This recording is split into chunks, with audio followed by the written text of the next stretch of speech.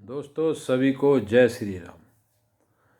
दोस्तों आज का विषय काफ़ी गंभीर है और संस्कृति पर आधारित है।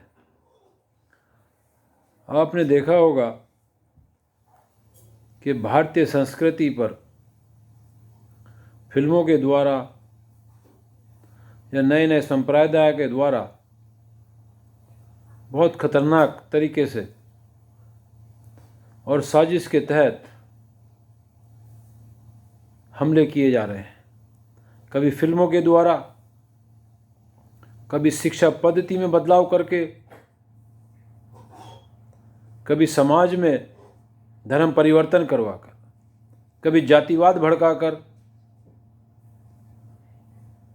तो ये पूरी प्री प्लानिंग के तहत होता है और ये प्री प्लानिंग मुगलों या अंग्रेजों के समय से नहीं है, ये उससे पहले से चली आ रही है।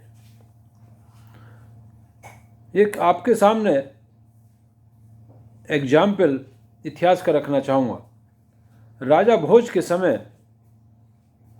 राजा भोज जो हिंदू सम्राट हुए हैं और सनातन संस्कृति के अच्छे विद्वान और महान राजा हुए हैं, उनके समय में किसी ने वेद व्यास के नाम से ग्रंथ लिख दिए और उन ग्रंथों में भारतीय संस्कृति के खिलाफ बातें लिखी गई। जब राजा भोज को पता चले तो राजा भोज ने उनका हस्तछेदन करवा दिया। राजा भोज ने कहा कि अगर भारतीय संस्कृति में बदलाव किया गया तो इससे बड़ा खतरा देश के लिए और कुछ नहीं हो सकता, और वो भी वेद व्यास जी के नाम से। ये तो सनातन संस्कृति की जड़ ही हिल जाएंगी। तो उन्होंने उनका हस्तछेदन करवा दिया। उसके बाद जितनी भी पुस्तकें आई सब ने फिर अपने नाम से लिखी। हमारे महान ऋषियों के नाम से फिर पुस्तकें लिखनी बंद हो गई। तो इस एग्जाम्पल से यह संदेश मिलता है, राजा भोज की संस्कृति से यह संदेश मिलता है आगे आने वाले शासकों को कि भारतीय संस्कृति पर हमला सबसे बड़ा हमला है और उसको बर्दाश्त नहीं किया जा सकता। तो ये आज लोकतंत्र की सभी संस्थाओं को देखना होगा कि भारतीय संस्कृति पर हमला सबसे बड़ा हमला होता है। इसको आपको गंभीरता से लेना ही होगा।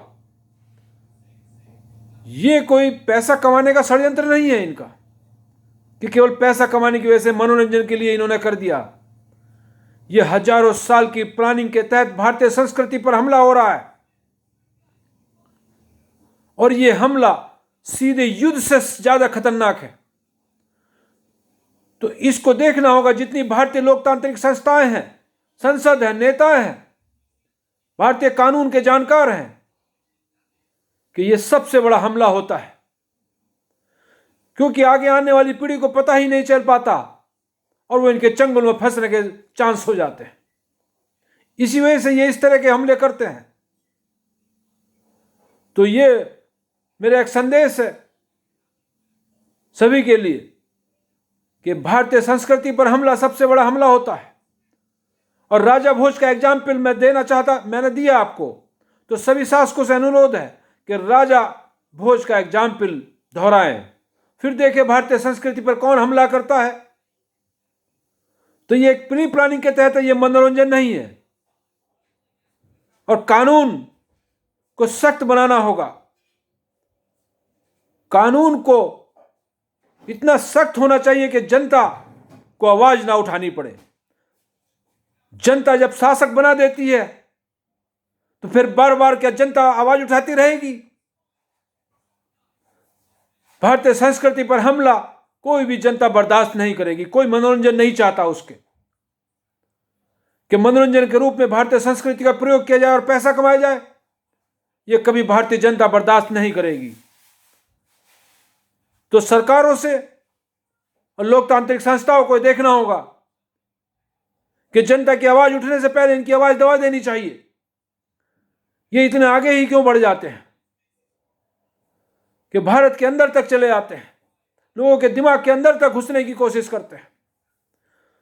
तो मेरा इसमें यही संदेश है कि भारतीय संस्कृति पर हमले रोकने के लिए बहुत कठोर कदम लेने होंगे, और कठोर नहीं, वही न्यायप्रिय है।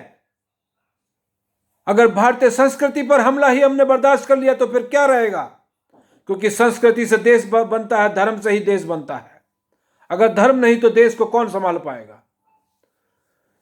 तो दोस्तों, मेरा आज का वीडियो में यही संदेश था कि भारतीय संस्कृति पर हमला बर्दाश्त नहीं किया जाएगा और न किसी को करना चाहिए। महान भारतीय सभ्यता, इस दुनिया की सबसे पुरानी महान भारतीय सभ्यता को पर हमला पूरी दुनिया को बर्दाश्त नहीं करना चाहिए। और ये देखना चाहिए कि ये संस्थाएं जो फिल्मी दुनिया है, फिल्मी दुनिया के रूप में, फिल्मी दुनिया के नाटक के रूप में आकर हमला कैसे कर रहे हैं, ये युद्ध से भी खतरनाक है। तो दोस्तों, मेरा इसमें यही संदेश था। सभी को जय श्री राम, जय हिंद, जय भारत।